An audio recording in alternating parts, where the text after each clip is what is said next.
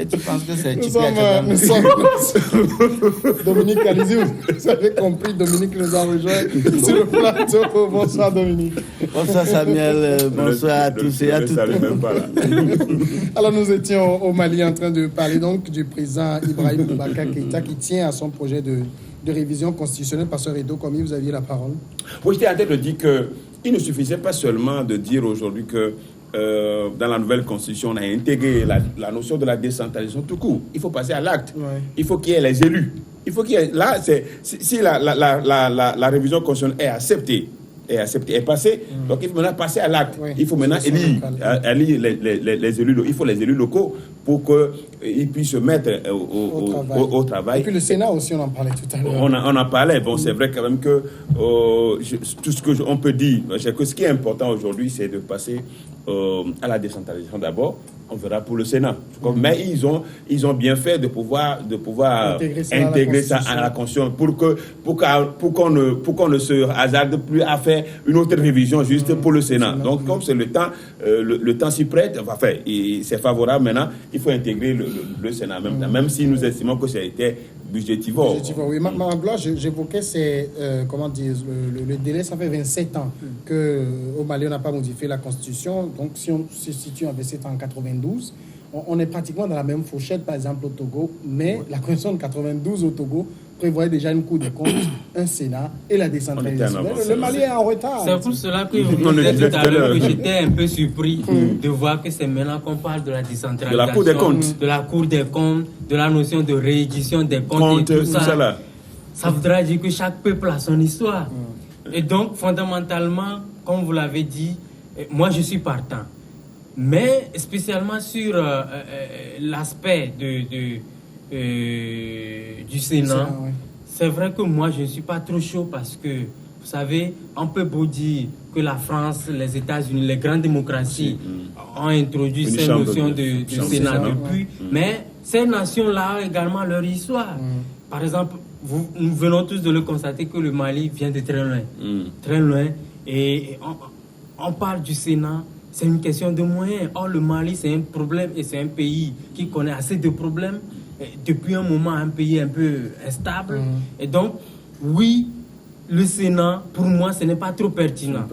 Mais vu que c'est un ensemble, c'est-à-dire que si la Constitution, la réforme a été votée, ça voudra dire que oui, on passera également à la mise en place du Sénat. Même si ce n'est pas aujourd'hui, ça viendra un peu plus tard. Donc, juste pour ça, je suis fondamentalement pour, n'est-ce pas, cette idée de changer la Constitution. Dominique Alizou, donc mettre en place un Sénat, c'est-à-dire pour avoir des représentations des collectivités territoriales, une décentralisation, est-ce que vous pensez que ça va régler? C'est vrai que c'est dans le cadre de la mise en œuvre de l'accord d'Alger, mais ça va régler le problème du Mali aujourd'hui? Bon, moi, je ne crois pas que ça soit vraiment ce qui manque pour qu'il y ait la paix. Au Mali, il y a un véritable problème de terrorisme et sans oublier les rebelles d'Azawad, dans le nord, Kidal, qui également font chaque fois des victimes, y compris les forces de l'ONU qu'on envoie dans certains Togolais d'ailleurs. Sont tombés malheureusement dans cette histoire. Donc je crois que c'est bon que la Constitution est appelée à évoluer. Créer une Cour des comptes, c'est d'ailleurs une directive de l'UEMOA qui date des années. Heureusement qu'on dirait que le Togo avait été en avance et avait déjà prévu la création. Vous savez, le Bénin également n'a pas une Cour des comptes. Et que Yahi Boni avait tenté de le faire. On a dit, si tu tentes, donc ça veut dire que tu vas vouloir postuler pour un troisième mandat. Donc, du coup, on a mis ça dans le... Kérékou, d'ailleurs, aussi, à son temps, avait voulu le faire. On a dit, peut-être que tu as des velléités pour te maintenir au pouvoir. Donc, c'est une directive de l'UEMOA qui permet donc à nos économies d'être convergentes et donc ils doivent appliquer certaines normes pour être dans l'ensemble. Mais malheureusement, certains pays n'en ont pas et ont du mal.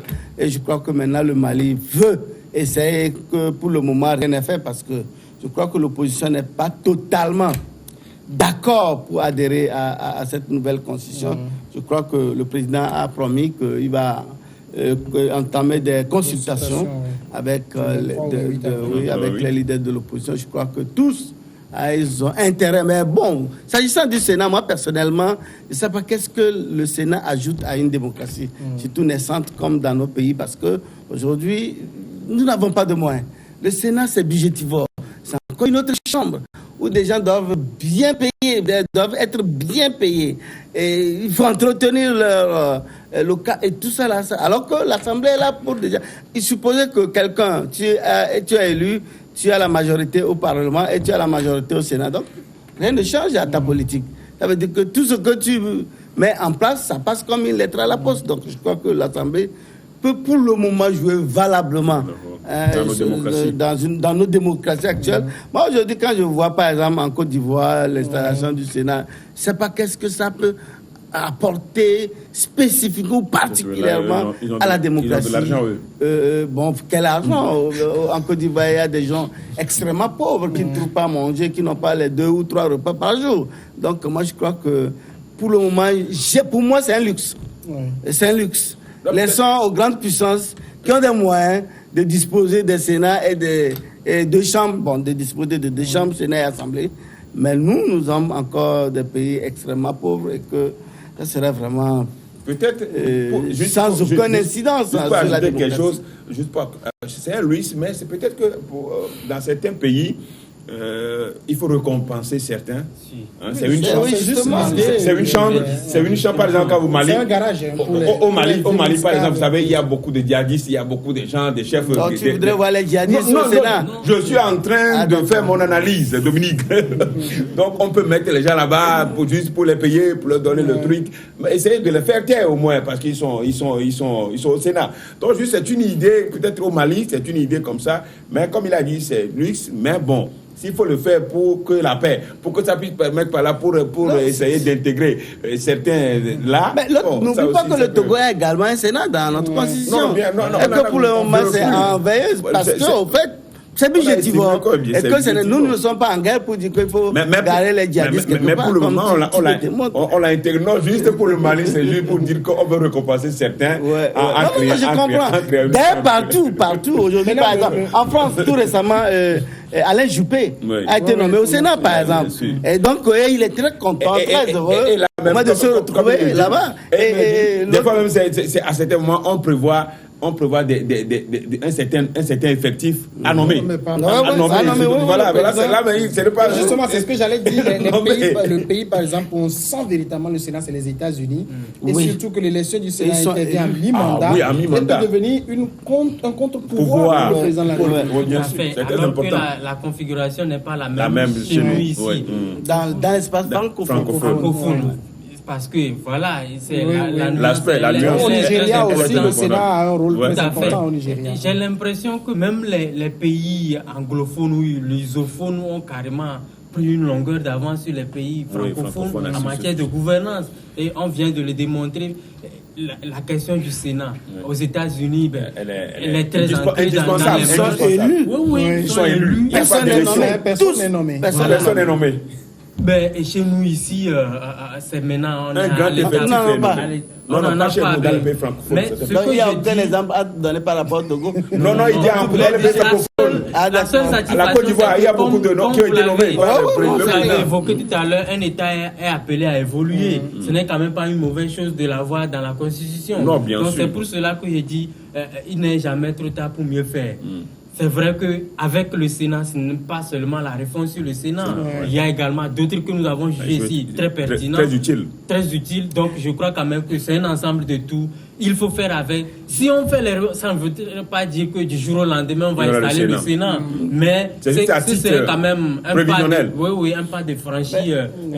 Vous savez, on ne va plus reculer pour parler. Le cas qui fait rigoler un peu, c'est le cas RD Congo, où les sénateurs, les proches de Kabila, avec les gros moyens, les dollars qu'ils ont, ils ont pu corrompre les électeurs, même de l'UDPS. Et ils ont tout pris pratiquement, parce qu'ils ont pratiquement 80% du Sénat. Et donc, à quoi, si l'argent doit passer par là, alors ça servirait à quoi? À rien pratiquement. Donc, moi, je crois que... Et Kabila est sénateur à vie. Ah oui, il est sénateur à vie.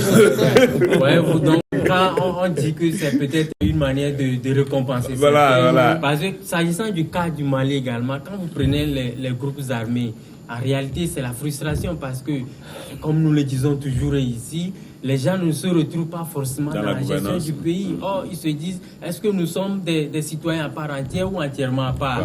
Et donc, c'est peut-être une manière pour l'autorité de penser à redistribuer les richesses du pays. Donc, à travers le Sénat. Pourquoi pas? Combien d'individus? On va aller au second sujet, c'est le Soudan. Le président déchu Omar El-Béchir, transféré dans une prison de Khartoum. Il a été transféré dans la nuit du 11 avril dans une prison de Khartoum. C'est ce qu'a indiqué un proche de l'ancien chef de l'État qui a été renversé, le 11 avril. Le 11 avril, M. Béchir a été transféré à la prison de Kober à Khartoum, a indiqué donc ce membre de sa famille s'exprimant sous le couvert de l'anonymat pour des raisons de sécurité. Omar El-Béchir était jusque-là détenu par les militaires dans un lieu inconnu depuis son arrestation à la suite de sa destitution par l'armée au terme de 4 mois d'un mouvement de contestation. Dominique Alizou, c'est la descente aux enfers pour Béchir. Bon, c'est un peu compliqué d'être affirmatif par rapport à cette information parce que lorsque nous voyons tout ce qui se passe, mais ceux qui sont actuellement à la manette, c'est les hommes de El-Béchir.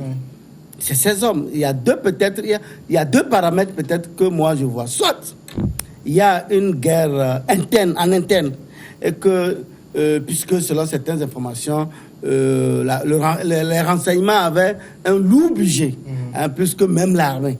Et donc, s'il y a ces velléités et qu'il y a un règlement de compte, puisque maintenant c'est l'armée qui a été sollicité, les proches de Béchir. Et aussi l'armée aussi, c'est aussi des proches de Béchir. Oui. Le premier à prendre le pouvoir, le général qui a fait, mais c'est un vieux, vous n'avez pas vu les cheveux blancs.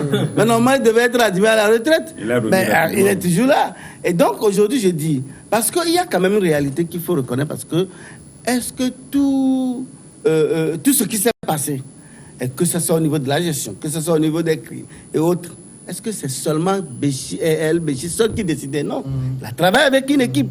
Et lorsqu'on parle de pouvoir militaire, ça veut dire que ces militaires étaient avec lui.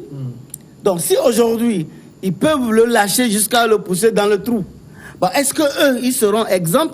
Parce que, quelque part, si nous prenons le cas de Darfour, mais quels sont ceux qui sont allés, tuer les gens là-bas? Mais c'est l'armée, c'est les militaires. Ça veut dire que si aujourd'hui, Béchir est devant la CPI, il n'est pas exclu que des généraux, des officiers aussi qui ont joué des rôles majeurs dans ce crime, également ça cité.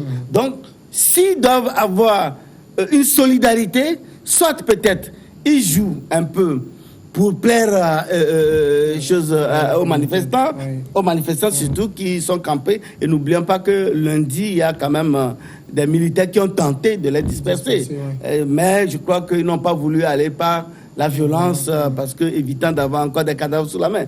Donc c'est dire quelque part que soit ces militaires sont en train de chercher les échappatoires pour voir comment arriver à concilier les manifestants à eux et essayer de se relancer. Parce qu'aujourd'hui, quoi qu'on dise, les manifestants disent nous ne voulons pas de militaires.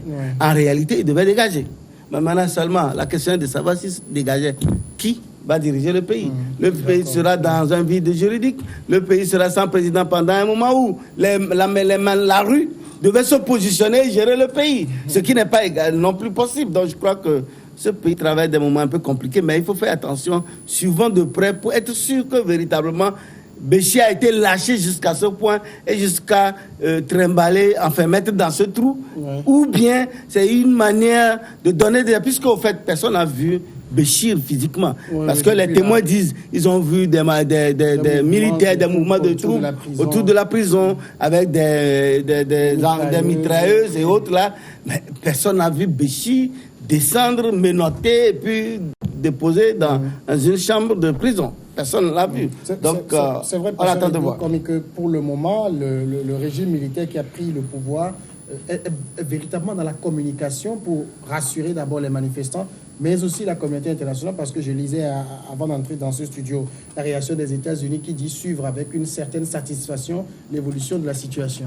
Non, je crois que dans tout ça, ce qui est important de souligner, c'est l'aspect que vous venez d'évoquer.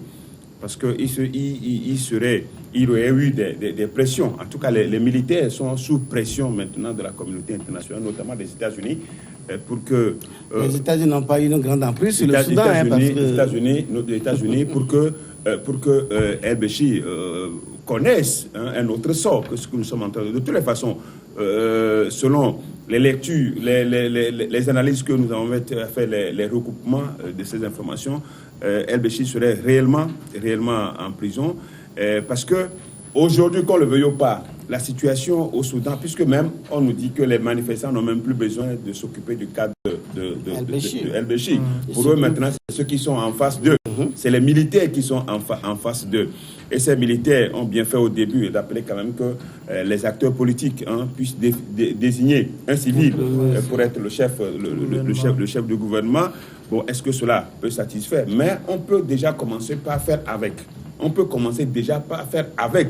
Ce qu'on n'a jamais, on n'a jamais espéré à un moment là, personne ne serait en train de vouloir d'avoir quand même un civil être chef du gouvernement. Bon, donc, maintenant la situation, le sort de... C'est un peu dommage quand nous voyons des cas comme ça, que ceux qui gouvernent puissent s'inspirer de tout ce qui arrive à un chef d'État qui était plus puissant hier, parce que quand on parle de El-Béchir, c'est un dieu, enfin, c'est un petit dieu au Soudan, et qui était prêt, qui narguait la communauté à tout moment. Des fois, je suis d'accord avec lui, même si les dictateurs, des fois, je suis d'accord avec lui, quand il nargue la puissance occidentale.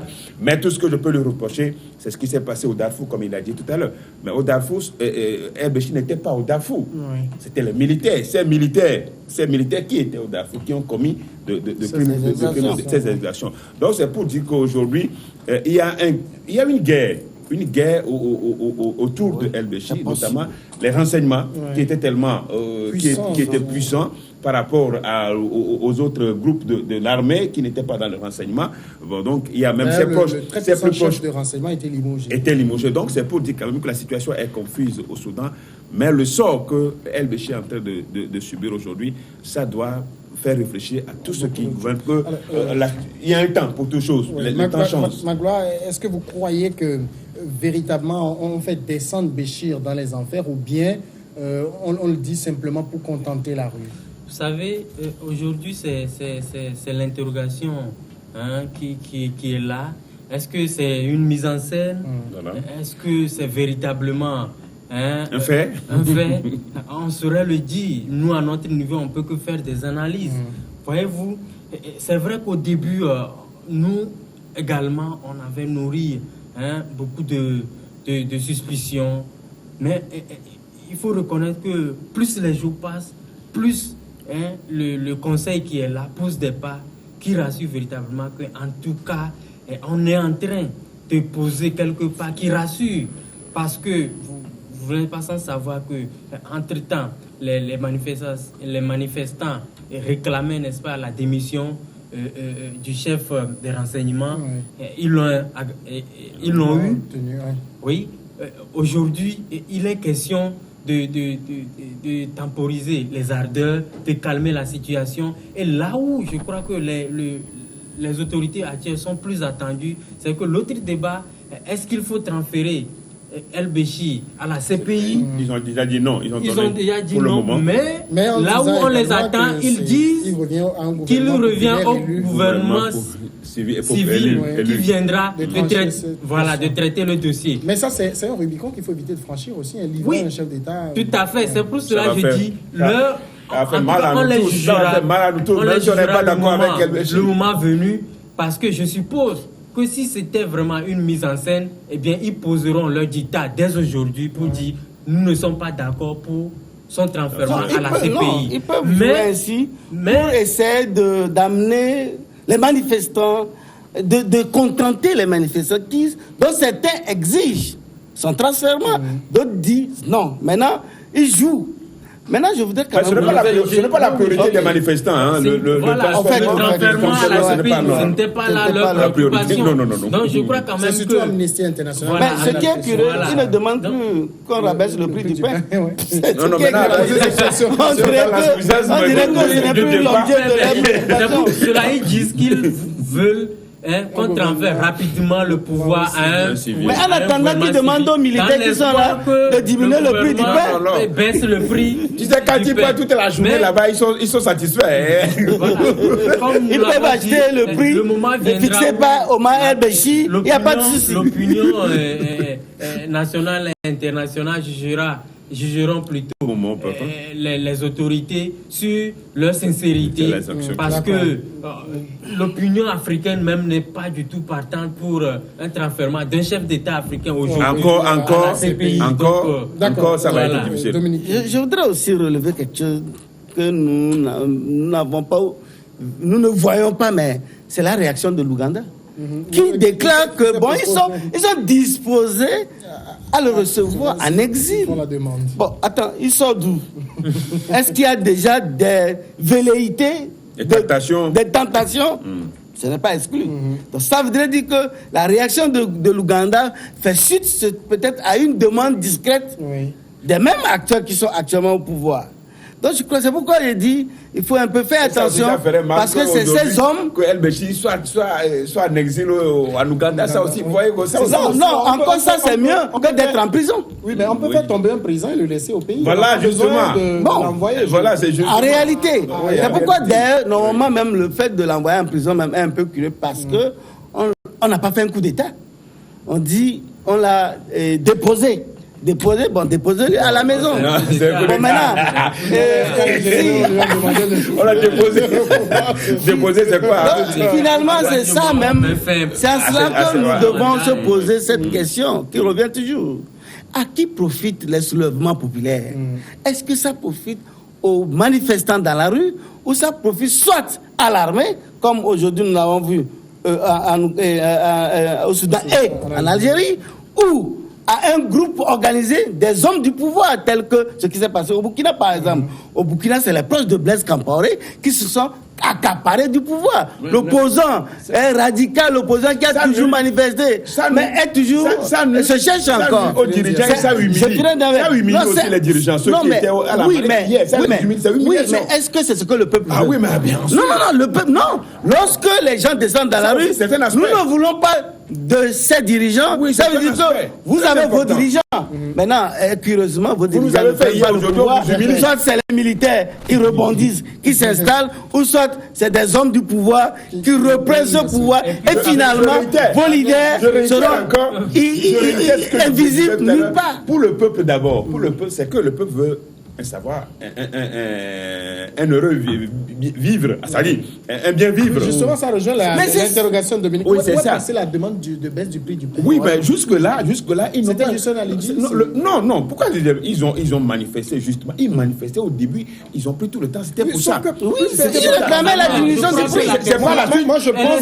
Non, c'est pas la suite. Les manifestants jusqu'au jour d'aujourd'hui, c'est vrai qu'ils trouvent un peu satisfaction du départ du président, mais ils ne considèrent pas à l'heure actuelle le pouvoir, en tout cas les autorités, le conseil militaire, les manifestants ne les considèrent comme... Continuent de réclamer leur ne voient pas voilà. C'est pourquoi pour eux, leur prière aujourd'hui, c'est de tout faire pour transmettre rapidement le pouvoir à un gouvernement civil. Et là, je crois qu'à partir de ce moment, la question du pain reviendra. On peut s'imaginer rapidement que quand les militaires ont pris le pouvoir, la première chose que la rue demanderait, c'est baisser le prix du pain. Normalement. Non, c'est que comme ils ne sont pas d'accord, ils ne sont pas d'accord avec ceux qui sont là. Oui, mais si c'était le prix du pain qui les préoccupe. C'est eux-mêmes qui sont allés au QG demander à l'armée d'intervenir. C'était la première des choses. C'était normal. C'était normal. Ils peuvent demander. Oui, bon, alors les militaires sont là. Alors dites à ces militaires dont vous avez sollicité de diminuer le prix du pain. N'oublions pas que les militaires assument la transition. Pour les manifestants, il y a des étapes. Première étape fait partie. Dans leur revendication, il n'y a pas d'étape. Dans leur revendication principale, c'est le pain. D'accord, on va rendre l'antenne. C'est le pain. On va rendre l'antenne, on revient après le journal continue.